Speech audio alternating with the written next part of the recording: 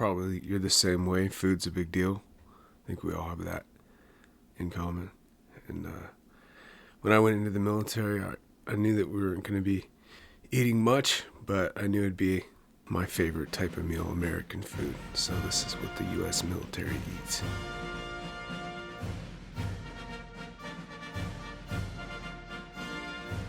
I think before you start talking about what they eat, you gotta know how it gets there. And we're gonna start with the Navy. And this is us rigging our ship. The line connects to a bigger line, then a bigger line, and then they connect a huge hose to the ship. And then they fill the ship up with whatever we need, like water, oil, gas, stuff like that. There's a supply ship, so that's us pulling that line. Hands greasy, there's real sticky. It's like pine tar if you're into baseball. You're just praying it starts slowing down or easing off. Right here, you're really pulling as hard as you can, and you know there's people in the line that aren't pulling as hard as you are. You're like pissed off, but you know you're going to be having an avocado tonight. Lift off, they're bringing our mail over. Any mail or any boxes of food would come over via helicopters, so they would grab the food and just dump it over at us.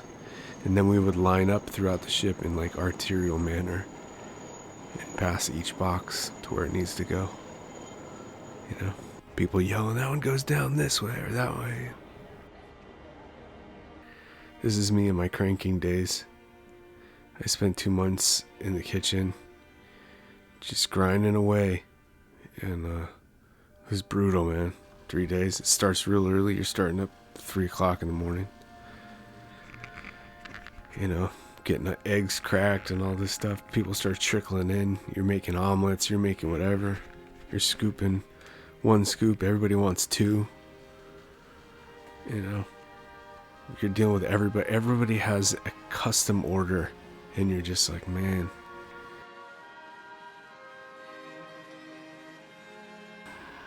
Here's a bakery. Soups, a lot of soups and salads. We have a little salad bar. As you can see, there's throwing out the stuff from the salad bar. You don't need a salad when you're on deployment. You just want to, you don't care. You just want to eat something greasy and hopefully have a good night's sleep.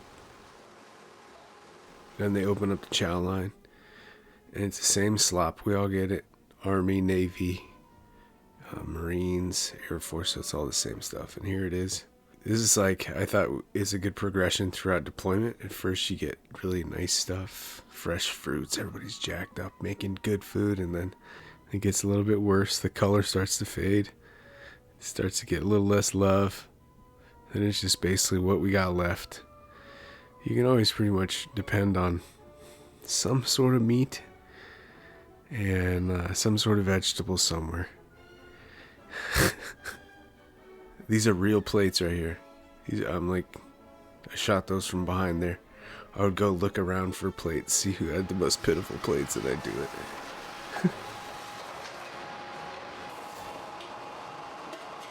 This young man's handling the dragon. He is hating his life. He's got the crank face, which means I don't care anymore.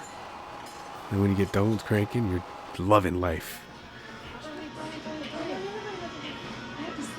Hang on, I'll tell you.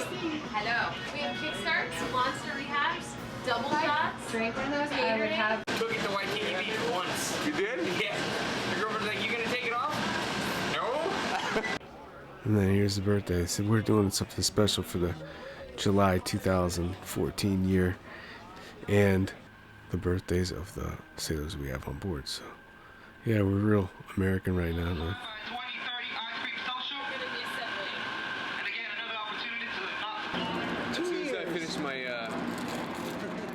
He's one of the leaders in my department, and he's making sure I'm in my qualifications. So that's what he was saying. How long you been here? 2 years? And what he's saying is, get your stuff together and get it done. And I'm making an excuse, of course. Cake's about to be done. People are waiting for that ice cream social. Here it is. This is a big night for us. I mean, we're eating cake and chilling out. There's Senior Chief back there. And my other chief. Oh man, that's funny, I didn't notice. Senior Chief back there, he was from Barrio Logan. And Barrio Logan's a tough place to grow up. And he always said how good the food was on the ship. I'm like, dude, Chief, this is just slop you'd feed children. This food sucks. And I saw what he was eating at night. I'm like, what? Alright. You know, that glass plate. No, but we'd have barbecues and stuff. It was the best. You know, everybody getting out of there. Oh, here's a Chief's plate. Look at that guy. Glass plate where he's got a pork chop the size of his head. Man, but we get that other stuff. Tube steak. Nah, but the food's alright, man. It's ballpark food. You know? It's like, what would you eat at a Little League game? This right here. This guy in the plaid shirt back here is a real American. He's got a camera. He's a real American. His name is Caleb. Every morning at Colors, this dude would run outside to salute for Colors. And he would sit there, stone cold attention, hand to his brow, listening to the song. It was really cool. We were strung together and moored to another frigate from Canada. So it's kind of cool. The Canadians had a bar on their ship. I think they had a bar or a vending machine. But yeah, they had really cool ships. And the boys holding the mayonnaise, those are the enlisted swine. So this is really fun. I was just like, let's get a group picture, you know. And here's the enforcer. This is DC-1 Forrester. He made sure all the crankers weren't messing around. He was great. He's shining his boots for the first time in a long time.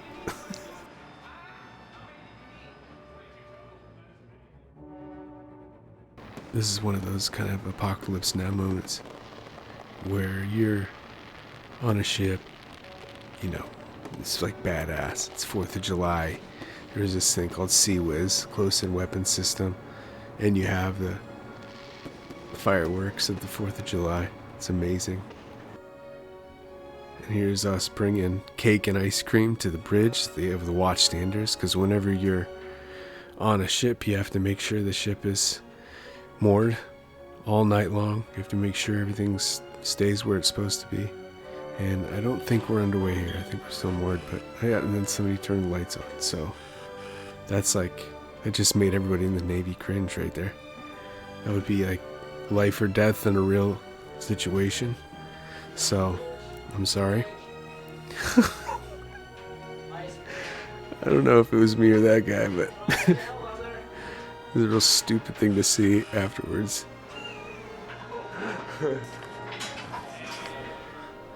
And yeah, we pass up the cake. And then so all the watchstanders who are at the time monitoring the moorage, you know, stand and watch on the bridge, making sure the mooring lines don't come undone. And then there's 2 Canadian ships and a frigate wandering around Pearl Harbor.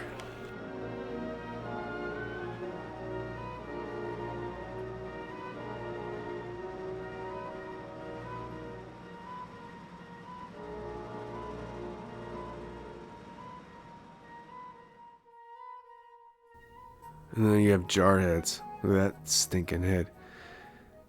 Not much to say. Just you open it up and fill it with protein. So next to every soldier's boots, probably on top of his locker or somewhere, is a bottle of protein. You know, the military, the troops love that protein. So it's real gassy when you live together, but that's how they do it. And then here's the officers. They get their own chefs flown in, and you know, people say that we eat the same stuff, but I don't know, man. And then there is a Navy job where you just party and play music. You're in the Navy band here. This is a fitting song for the officers too, dude. Look at these guys are loving it. My next command was a quite famous Navy command. It is Assault Craft Unit 1, and you've seen them in movies a lot. And so here it is. Assault Craft Unit 1. The landing craft utility is used to carry Marines as the new version of the 1600, 1617. That's the oldest power-driven vessel in the United States Navy. Or it was. They have a little kitchenette, and the same kind of situation. People live in there, a little kitchenette. They can get whatever they want, or, you know, they can make special meals on there. This is the U.S. Army's LCU landing craft utility, and it's called the 2000 class, so this would be LCU 2004, I think. But it's U.S. Army, so, you know, a lot of people don't know that the Army has more boats than the Navy does. But yeah, look at that nice little ship, and they have the same little galley, little living areas. There's just Army people on them. I kind of got tired of those things, and I went to the small boat side of Assault Craft Unit 1, and this is the side that has a lot really cool history. I mean, it's in a lot of cool movies, but in particular, Apocalypse Now. One of those boats is the exact same boat that they are driving in this movie, which is a beautiful movie. I mean, perfect.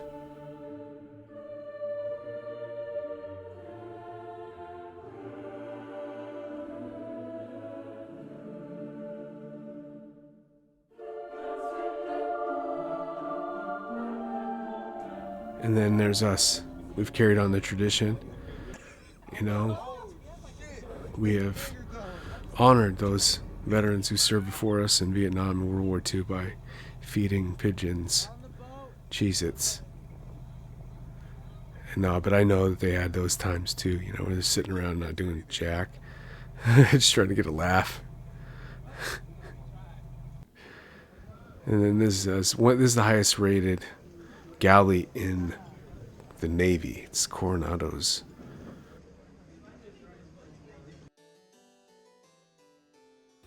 This is how the officers eat on a daily basis, and they have many different delicacies, and their cake is a little bit better than ours, but I think they have more than one person working on it. They like that pig with the apple in its mouth. I don't know why. Yeah, officers, they know how to party. When you go out in the small boats, it's not, you're basically snacking up. You know, we stop and we get a lot of snacks. They have gas stations just like cars do. So we would pull up to a regular gas station in these stupid warfare boats that we're going to get soda pops. You just feel kind of nerdy. Yeah, but this space is mainly for the real guys, the hardcore guys. But in that pack is usually a meal ready to eat, an MRE, the warfighter meal. You're going to eat MREs in these small boats. That's all you're going to do. And this is Marine Boot Camp on the right. We would do medical stuff there and go get tested there sometimes. So we would go hang out. I like to see what kind of sweets there are. Obviously, I'm a little chubby, so the sweets is my favorite part. Yeah, if you get sour Skittles, you're fired up. They have a rough diet. You mix that with all the protein they eat. It's smelly, man. Marines will also tell you how to make incendiary devices with the chemicals in the MREs. Bam! Dude, throw it away. Get it away. It's not a way to stun fish, I promise you. Alright, now we're in Afghanistan. This is my day off routine. Go get a coffee, that's the first thing I would do. Well, I'd drop off my laundry to the best laundry people in the world. And then I would go get this coffee and just walk around base, listen to music. But the galley's the same. They call it a DFAC dining facility. Same stuff, you know. They have fruit, vegetables. Actually, it's way better. I really like the food. This was an air base, though, but it had all branches, basically. They had great food over there. We would always feed our little dogs, too.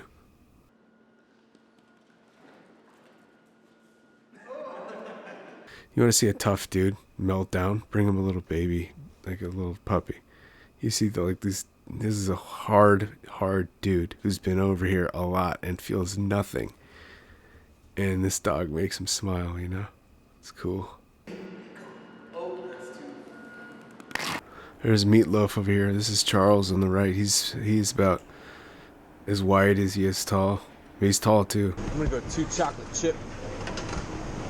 He just made that this morning. That's our interpreter's breakfast. We drew on it. Do it. So this is the African DFAC. The African Dining Facility is the best. You can go watch them play soccer. I think this is Ugandan.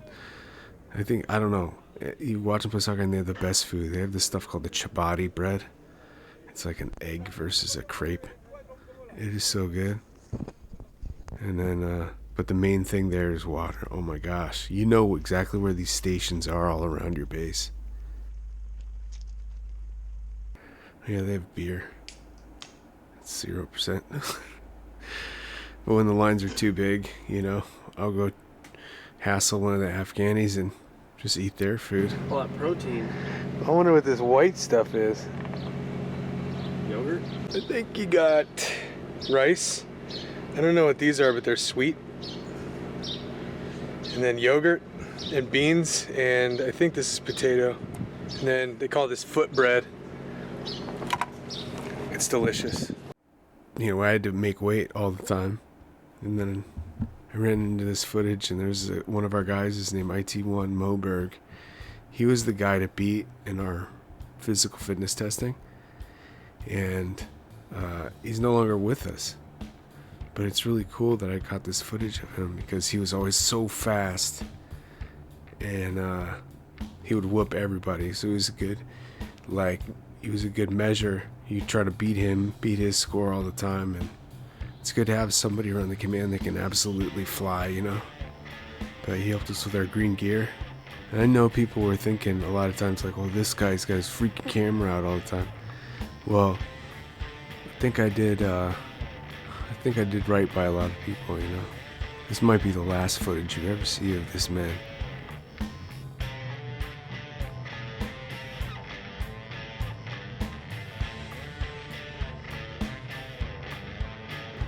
I want to leave you with something encouraging, you know.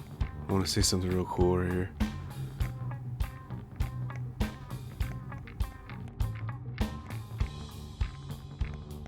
Yeah, bud. Oh, Daddy, I want you to get a video of my face right now. So big. Yeah. Beautiful.